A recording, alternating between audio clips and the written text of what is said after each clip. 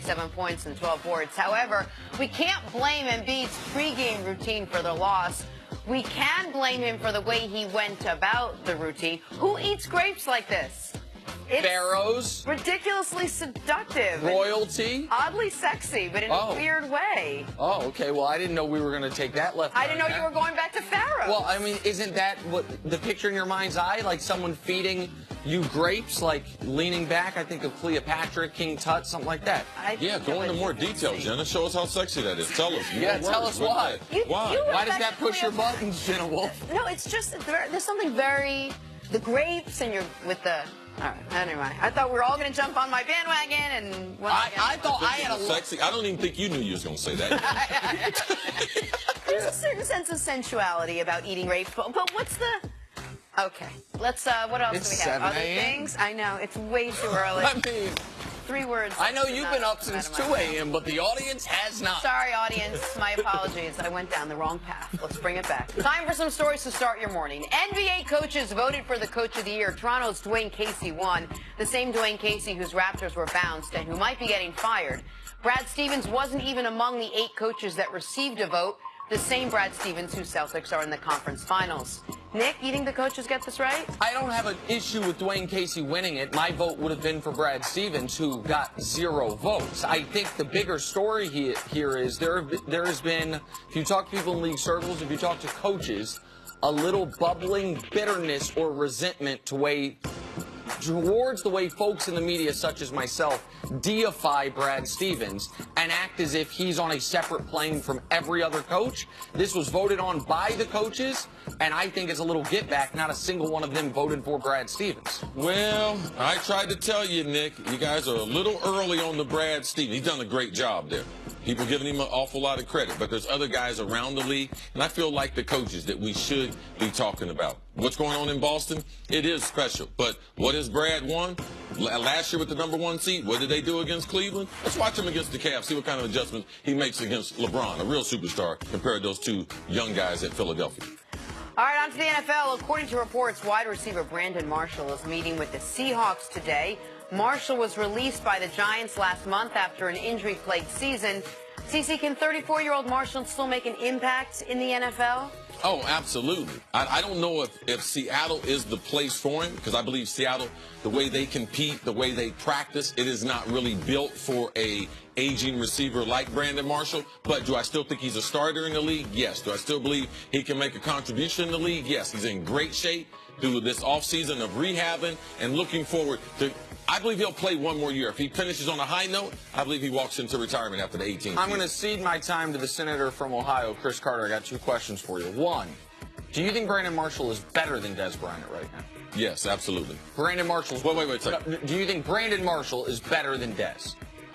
I believe they're different. I believe Des is better than Brandon right now, yes. Do you think Brandon will get a job before Des? Oh, interesting. I'm going to tell you, Brandon Marshall has a better reputation than Des Bryant. Which is crazy given if you know Brandon Marshall's story before he got some because he's been known as being crazy. Right, but he got some mental health and mental help with his mental health, and it's an interesting situation. Yes. Des is better, but I think Brandon's going to get a job first.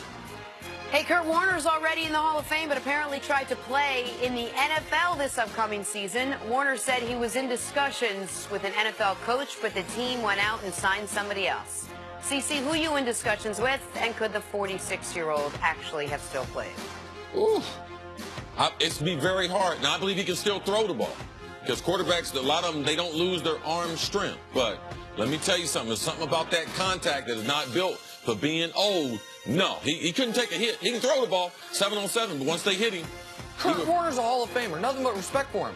But in his athletic prime, Kurt Warner wasn't great at taking hits. I'm old enough to remember him with the Giants. Between the Rams and the Cardinals, when he was getting mollywopped and looked like he was on his way out of the league. Got to Arizona, good protection schemes, teamed up with Fitzgerald. Can't play 40. Come on. He got like 8 kids, man. Stay home. Well, maybe that's why he's trying to go back.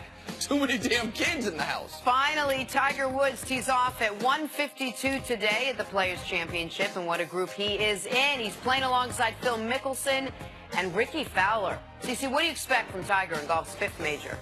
This is going to be interesting because this is a course, the TPC there in Sawgrass, Ponte Vedra, Florida, that he's not in love with. Now, as far as the players in the field, he's the only one that has won the TPC, won at TPC twice. So he is one of the favorites. Right now, I don't expect Tiger to win because he's driving the ball better. Not putting great, but with the field, I still think this is not a course that he likes. I think his first win, it won't be a major. I think it will be at Muirfield, Jack's Place, later on this month. I think that's the best shot for Tiger to win. Now, in Jacksonville, the scores might be a little bit higher. It's going to be warmer. That means they'll make more birdies. And this is a very, very tough golf course. So Tiger's got to be able to shoot 4 or 5 under in round 1 or 2. That's kind of been one of his bugaboo. You don't want to come back from all these young players playing, and he gets too many shots down and starts pressing. And he gets too many guys between him and the leader. Like, that's the other thing that's happened to him. It's one thing if you're 6 shots back, but you're in 3rd place, it's like, all right, we just need the leader to have a bad round. But when you're 6 shots back and you're in 11th place, someone's going to go on a run. Someone's not going to fall back to the pack. Any grass notes for this particular golf course you want to share with us before I get Oh, it's in Florida. It's his type of grass. Okay, that's what I thought. So, yes. So this is one of the, not necessarily a putting green he has in his backyard, but he's used to playing on this type of grass because he lives in Florida. There's a lot of Yes, for those who don't remember when Tiger won the amateur, when he made that putt on number 17, he was a skinny little kid, had those big old pants on, belt was up by his chin. It was at this same golf course, so he's got great memories there. Okay, so here's my takeaway from just watching Tiger this year.